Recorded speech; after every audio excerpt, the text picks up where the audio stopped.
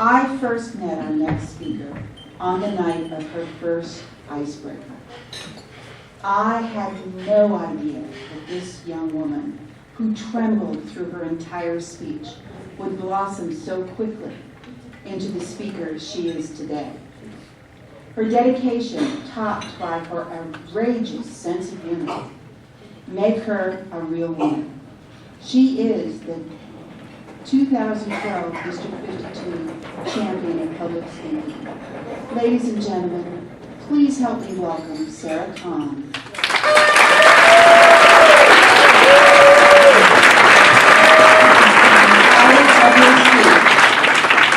I love your speech. Hurt to Hope. Sarah Kahn.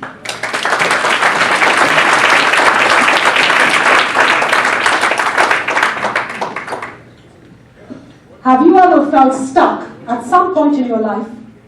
Yeah. Yes. Okay, now for those who didn't say yes, you must be a Zen master. So you can go home now. I'm joking.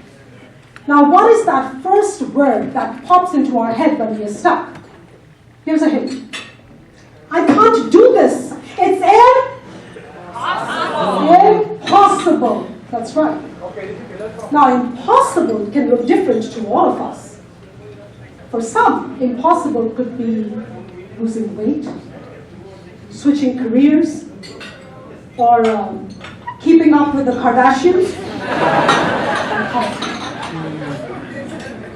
But you see, impossible becomes this permanent label that stops us from seeking solutions.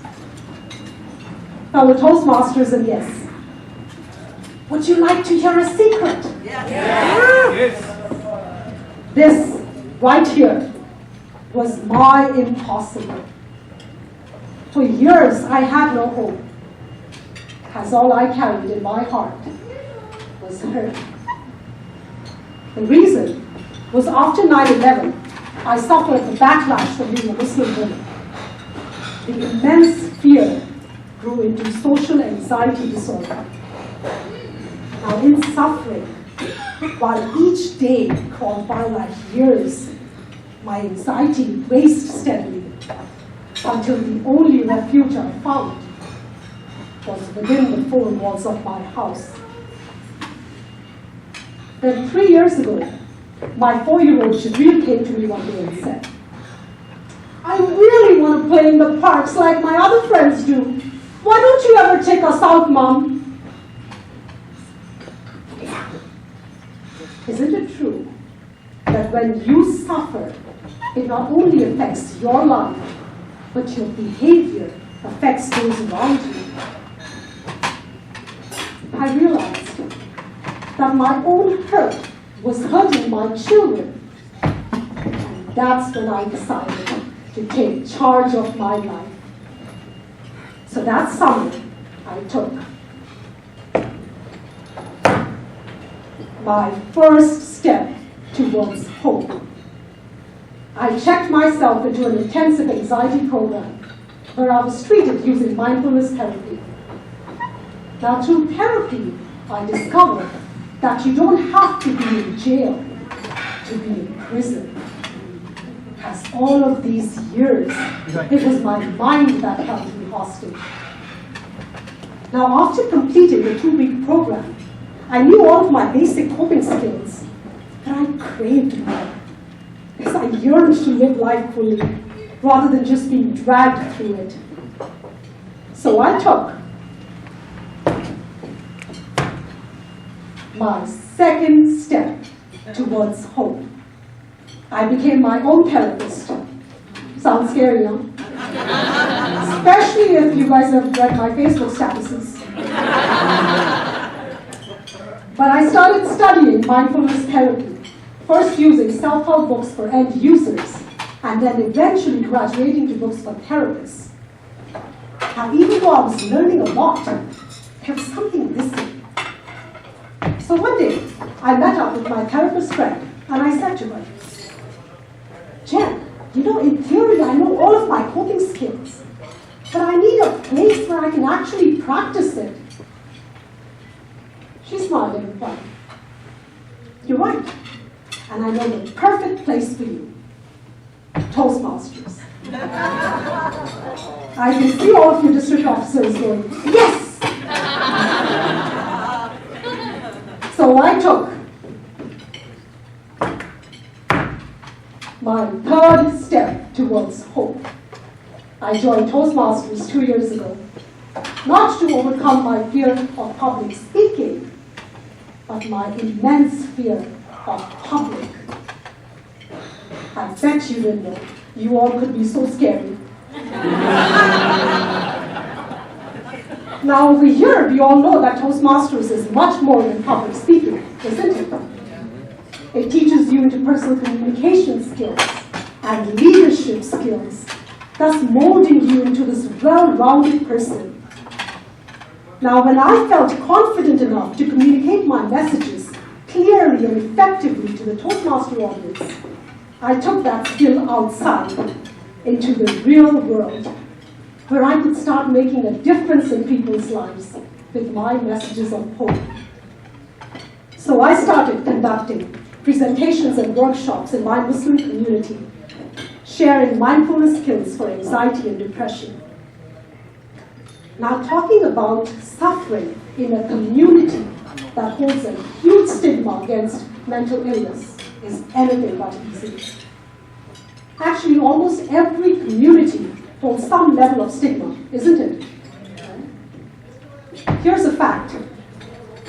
1 in every 5 Americans suffers from some form of mental illness. Which means, if 4 of your closest friends are normal,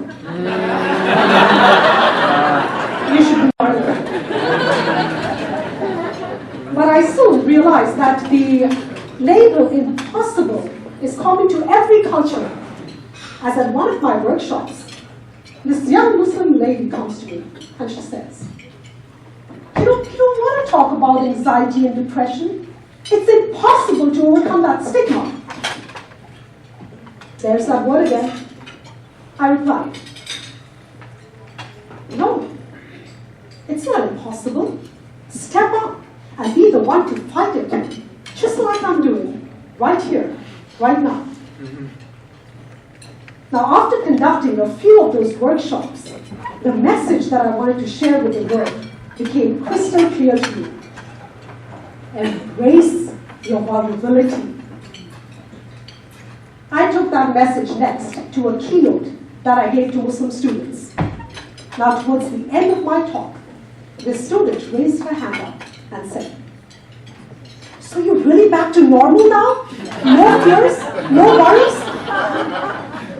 Wow, that sounds almost impossible for me.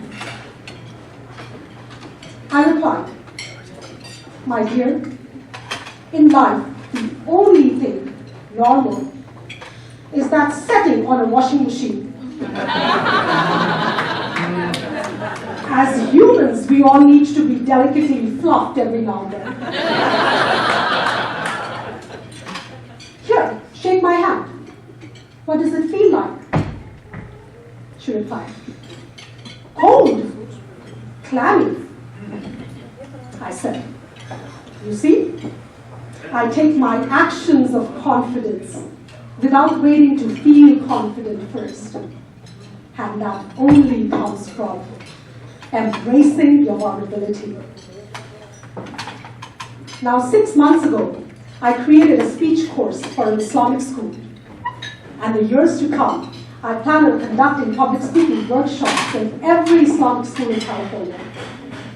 Now, these workshops will not only incorporate communication and leadership skills that are acquired through Toastmasters, but also hands-on training on mindfulness skills to teach kids how to be fully present in their moment, despite having anxiety. Now, all of this sounds difficult, no doubt. Some might even believe it's impossible. But fellow Toastmasters, what will you believe? 10 years ago, I embarked on a journey that has shown me that impossible doesn't exist if I take my steps today. steps of purpose, steps of perseverance, steps from hurt to hope. And now it's your turn. So take those steps, and you too can turn impossible into impossible. Toastmasters.